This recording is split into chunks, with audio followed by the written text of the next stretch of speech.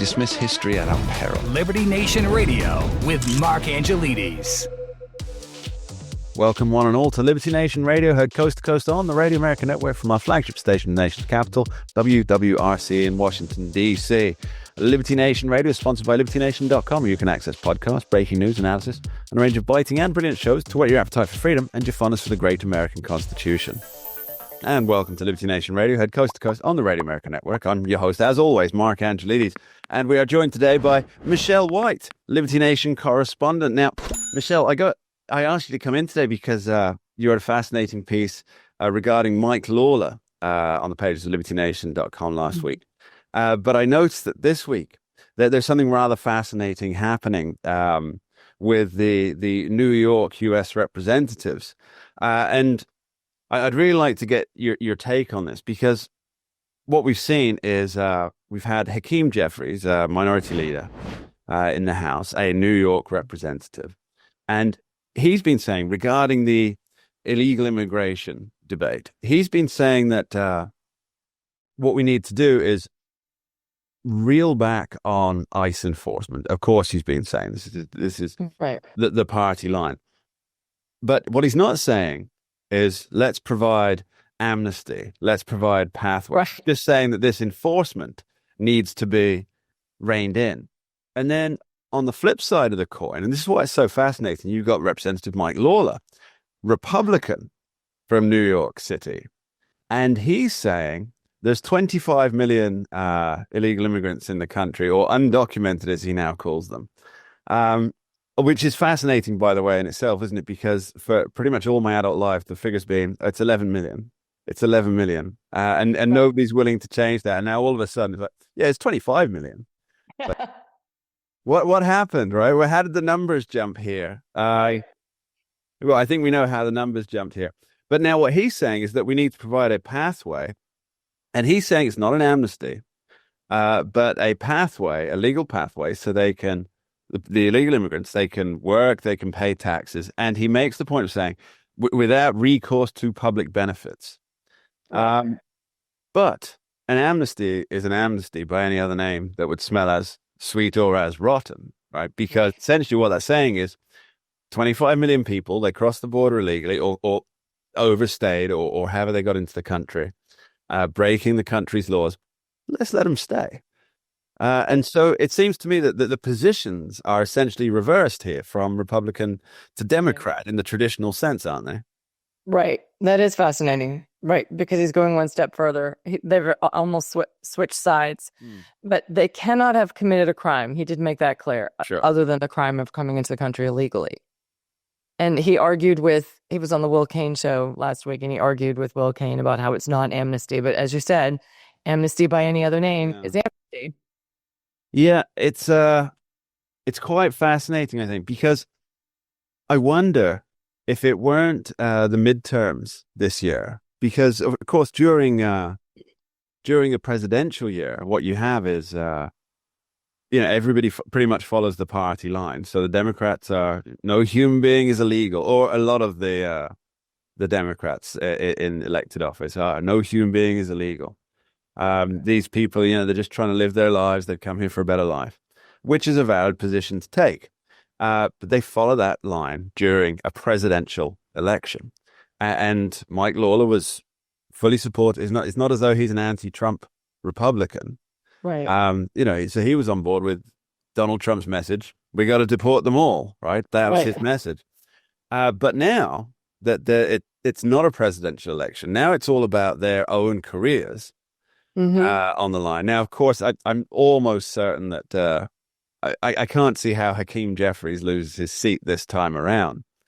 And Mike Lawler's reasonably safe as one of five Republicans out of 26, is it? Mm-hmm. Yeah, 26 coming out of the Empire State. But now they're really trying to pander to both sides of the aisle. And I wonder if it's just the worst abuse of politicking. Oh, absolutely. And I don't know who he's pandering to, because when you're stuck in the middle like that, you're really not satisfying anyone. And I've read that he's a vulnerable Democrat, but I don't know. This is the first time I've heard him speak like that. I mean, sorry, Republican. He's a vulnerable Republican. So it's the first time I've heard him speak like this, but he's getting pretty much laughed at on when he was on the Will Kane show. So I don't know how far. I don't think that's going to pass. But it is an interesting dialogue when we're bringing forth the DHS funding. We're talking and we're approaching a deadline. It just seems like it's a lot of political theater running up to that deadline. Yes, although at time of recording, this is being recorded before the February 13th deadline, and something interesting about that, Michelle, is that you have there's a big opposition against the DHS funding, because obviously all the other bills went through and they've just held DHS funding. Right. So I don't know how this will play out as we're recording beforehand, but the fact is, if it goes through, DHS gets funded. If it doesn't go through, if it does go through, DHS gets funded. If it doesn't go through, the only thing it impacts are things like TSA and FEMA, because the One Big Beautiful Bill Act already provided, I think it's $80 billion for ICE and customs. So they're not going to stop. They've got 4 years at like $18 billion a year in funding. And the Coast Guard. The Coast Guard. The Coast Guard, of course. Yeah. So FEMA shuts down. We're talking a theoretical, because it might actually pass coming in, but FEMA would shut down. TSA would shut down, which a lot of people might be on board with. The Coast Guard would shut down. But the one thing that the Democrats specifically are holding out on is ICE and Customs and Border. But which that's is already funded. Right. Now, the thing is, Democrats know this. They do, right. They just don't think they don't know it, right? Yeah. They don't think Americans know it. So it's virtue signaling, and they think Americans aren't aware. And maybe a lot of them are not. We don't know how many are paying attention to what's really funded in the One Big Beautiful Bill, but it's definitely theater. It's roughly 80 billion, isn't it? So hopefully all of America will tune in and listen to us here on the Radio America Network. And they'll understand that this really is theatrics. All of this talk about, we've got to strip provisions we've got to strip funding from ICE. It's not going to happen in the next 4 years for which it's fully funded. Trump's out of office in 3 years, and unless, of course, he says, "Fooled you, I actually am going for a third." But he's out of office in 3 years, so even whoever comes in next, whether that be Republican or Democrat, there's still a year's worth of funding to for this, and it just it strikes me that politicians who are trying to cash in politically on this are being willfully deceptive. And that brings us back to Mike Lawler and Hakeem Jeffries. So Hakeem Jeffries, as we've discussed, there's almost this party switch going on where Hakeem Jeffries is saying, the enforcement's wrong. He's not saying we need to deport them all. He's saying the enforcement's wrong. Sorry, but he's not saying that we need an amnesty, whereas the Republicans, Mike Lawler, is saying we need some kind of amnesty without wanting to call it an amnesty. And it seems to me that the whole theatrics of what's happening today in America has reached a heightened, I'm not going to say unprecedented, because that's never the case, right? It's never the case. Right.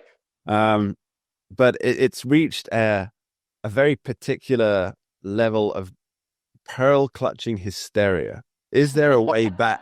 Is there a way back from that?